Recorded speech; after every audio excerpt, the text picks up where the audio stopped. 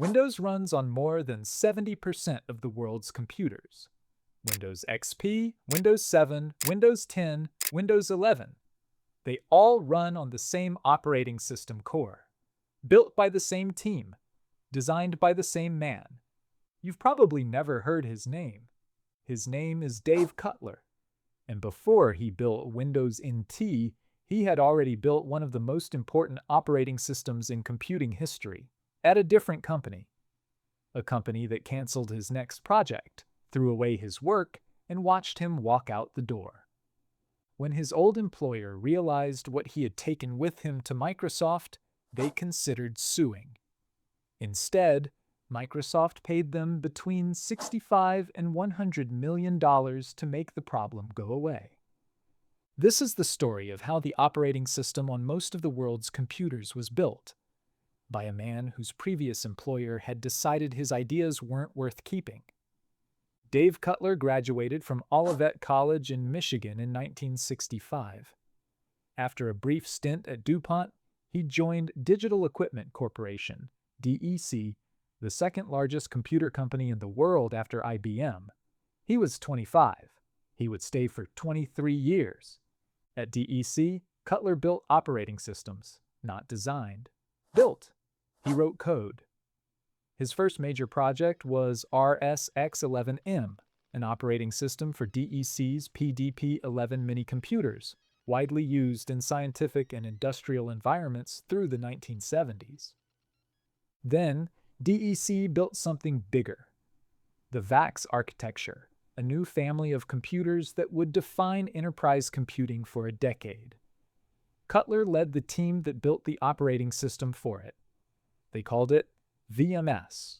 It shipped in 1977. VMS is the virtual memory operating system that runs on all VAX computers. This operating system has two main functions. First, VMS serves as the interface between a VAX computer and the people who are using it. VMS interprets user commands and supplies a variety of services to system users.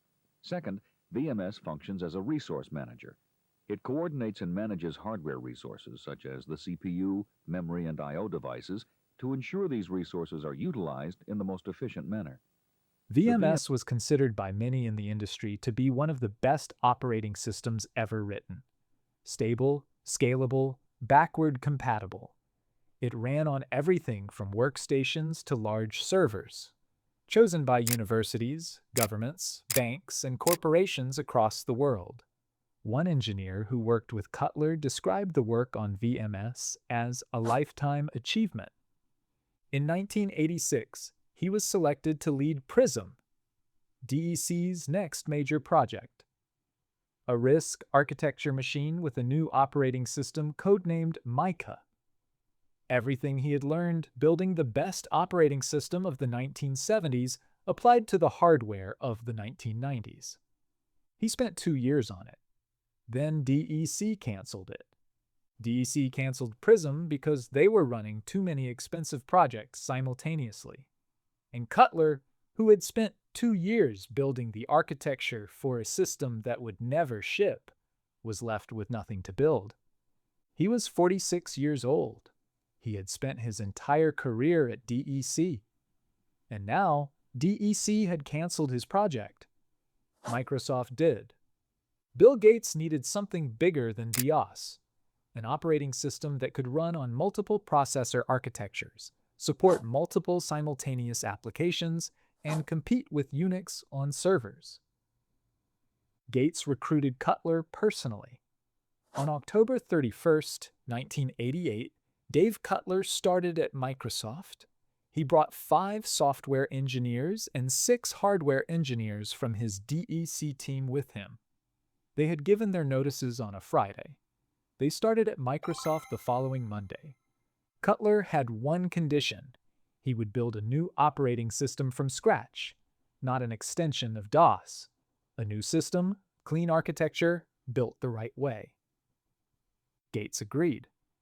Cutler's team spent their first 6 months writing a specification, a complete technical document describing what the new system would be. Building NT took 5 years. The team started with roughly 20 engineers. By the time the first version shipped, it had grown to around 150. Cutler drove the project with an intensity the people who worked for him describe as both inspiring and terrifying. He was technically involved at every level. He had a clear idea of what the system should be and an impatience for anything that fell short of it. There was one thing Cutler hated above all others in the world of operating systems: Unix. He described it as his lifelong adversary, a system built by committee without a single clear vision, accumulating inconsistencies over decades. Building something better than Unix wasn't just a technical goal, it was personal. Windows NT 3.1 shipped on July 27, 1993. When NT shipped, DEC's engineers read the technical documentation carefully. They noticed things.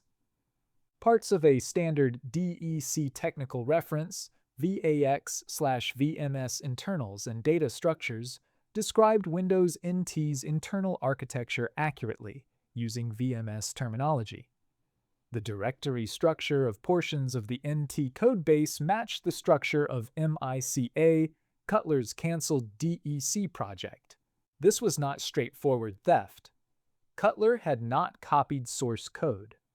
What he carried with him was knowledge, the understanding of what worked, what didn't, what to do differently, the ideas and architectural decisions that a decade of VMS development had produced.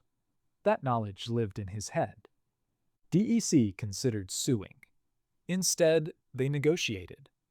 Microsoft agreed to pay between $65 and $100 million. Microsoft got to keep the operating system that would run the world. Windows NT 3.1 became NT 4.0. NT 4.0 became Windows 2000. Windows 2000 became Windows XP, the version that finally brought the NT kernel to the consumer market, ending the old DOS-based Windows line entirely. XP became Vista, and you know the rest. There are essentially only two foundational operating system families in use today: Unix, which Apple's macOS and Linux are based on, and NT, which is the foundation of every version of Windows. After NT, Cutler worked on Azure, Microsoft's cloud computing infrastructure. The architecture that runs Microsoft's cloud services traces back to the same principles Cutler brought from DEC to Microsoft in 1988. DEC, the company that canceled his project and watched him leave, was acquired by Compaq in 1998. Compaq was acquired by HP in 2002. The company that was once second only to IBM no longer exists. Dave Cutler received the National Medal of Technology and Innovation in 2011. Among operating system developers, his name carries real weight. Outside of that world, he is essentially unknown. The pattern here is the same one this channel keeps finding. The people who build the things we use every day are rarely the ones who become famous for them. Dave Cutler's work was canceled, carried to Microsoft, and became the foundation of Windows. Most people using it today have never heard his name. Subscribe if you want more stories like this one.